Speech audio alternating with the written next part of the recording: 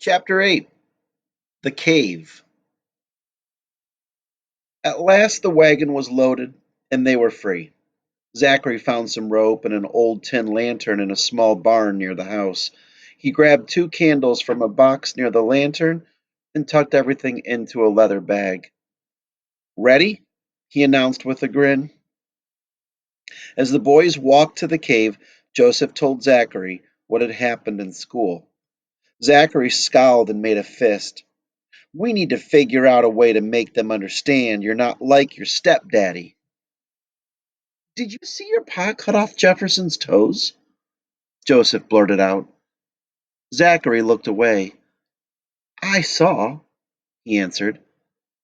He was silent for a minute, and then he sighed. Pa wasn't like that when my mother was alive. She died when my little brother was born. Then the baby died too, and Pa started drinking. They walked in silence until they passed by David's house and saw him sitting outside on his porch. With a sudden impulse, Joseph said, Let's ask David to come.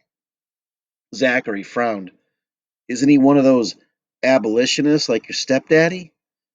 He is, Joseph admitted, but he doesn't push his ideas on you. Zachary suddenly grinned. Well, I reckon he's a misfit just like you and me. Might as well be three of us. Leaning over the whitewashed fence, Joseph explained where they were headed.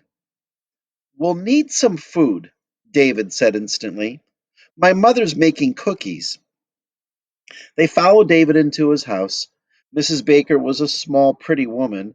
Her dress was plain dark wool, and she did not wear the wide hoops that Joseph's mother did. The house was furnished as simply as Mrs. Baker was dressed, but it felt warm and friendly, and there were good smells coming from the kitchen. Mrs. Baker wrapped a stack of cinnamon smelling cookies in a clean white napkin. What art thou planning to do with thy friends? She asked. David hesitated. Joseph and Zachary had already sworn him to secrecy. We're just going to explore by the river a little, he said. I will be back in time to do my chores. Mrs. Baker nodded. See that thou remember, she said. Come on, Joseph urged his new friends once they were outside. They raced past the houses on River Street. David panted along behind them, and Zachary and Joseph slowed up a little to let him catch up. They crossed a field at the end of town and a patch of woods to a ridge over the river. The water flowed below them, sparkling in the afternoon sun. Joseph climbed down the steep bank, and the other two boys followed without hesitation. Do you see the cave? Joseph demanded when they were halfway down. David and Zachary were silent. Their eyes were searching the contours of the bluff. I see nothing, David finally said. Zachary frowned. All I see is that pile of dead branches left from the flood. Joseph grinned. Good. If you don't see it when you're looking for it, no one will find it accidentally. He lifted the brush aside, revealing the opening. You must swear not to tell anyone. It will be our secret. Zachary nodded. I swear. Quakers don't swear, David said gently. I will give thee my promise, though. Joseph nodded. Good enough. He lit the candle and placed it inside the lantern. The light flickered through the designs punched into the tin. Joseph squeezed through the narrow entrance. He heard the others' gasps of pleasure as the lantern illuminated the first room. They quickly followed him. We're like real explorers, Zachary said in a hushed voice. Maybe we are the first people ever to step in here. There's more, Joseph said happily. He led the way to the tunnel he'd discovered on his first visit.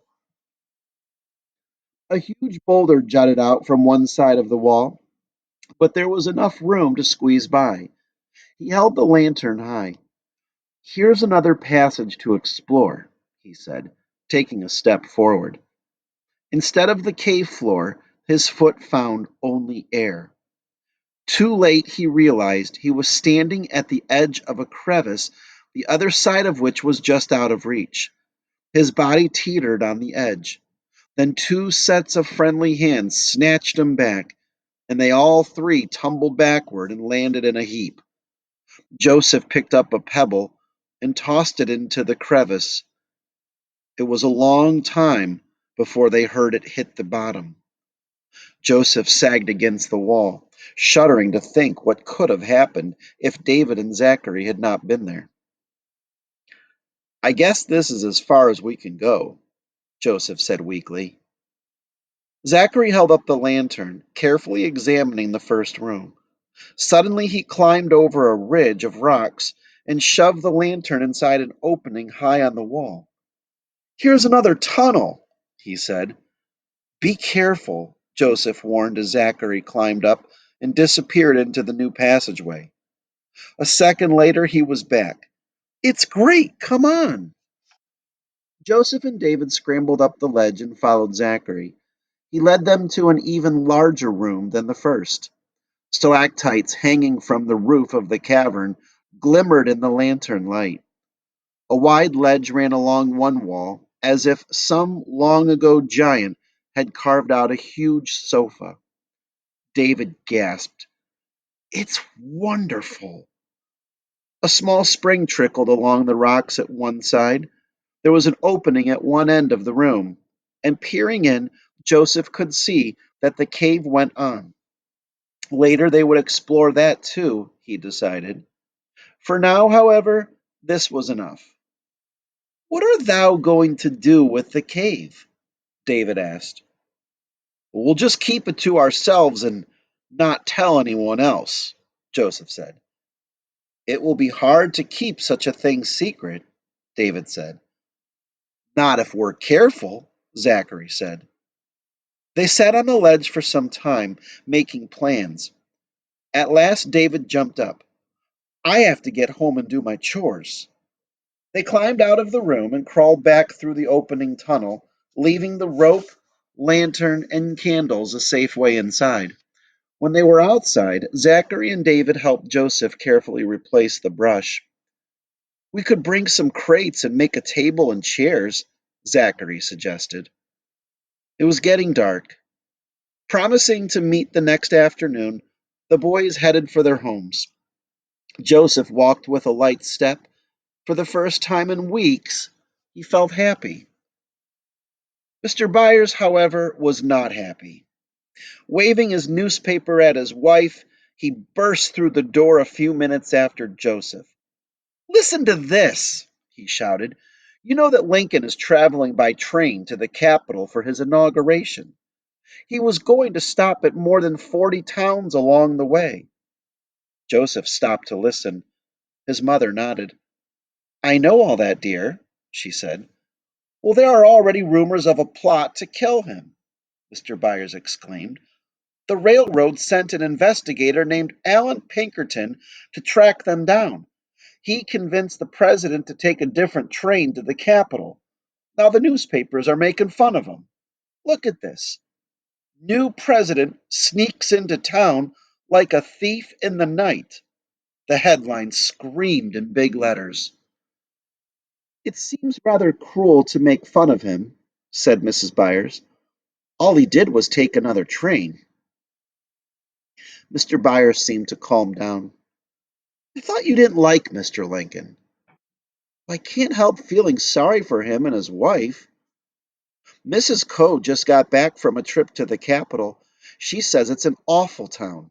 The streets are filled with garbage, and since it is built on a swamp, the flies and mosquitoes are awful. She says the White House is terribly run down, but Congress won't authorize the money for repairs. Mr. Lincoln has worse troubles than a rundown house, said Mr. Byers. He has the whole country to repair. The southern states are demanding that federal forts and supplies in their territory be handed over to them. And most of the federal troops are giving in to their demands. But sooner or later, they'll run into a commander who won't. Well, then what will happen? Joseph asked, even though he knew the answer. Mr. Byers looked grim. The moment Southern forces fire on a Federal fort, Mr. Lincoln will have no choice but to declare war.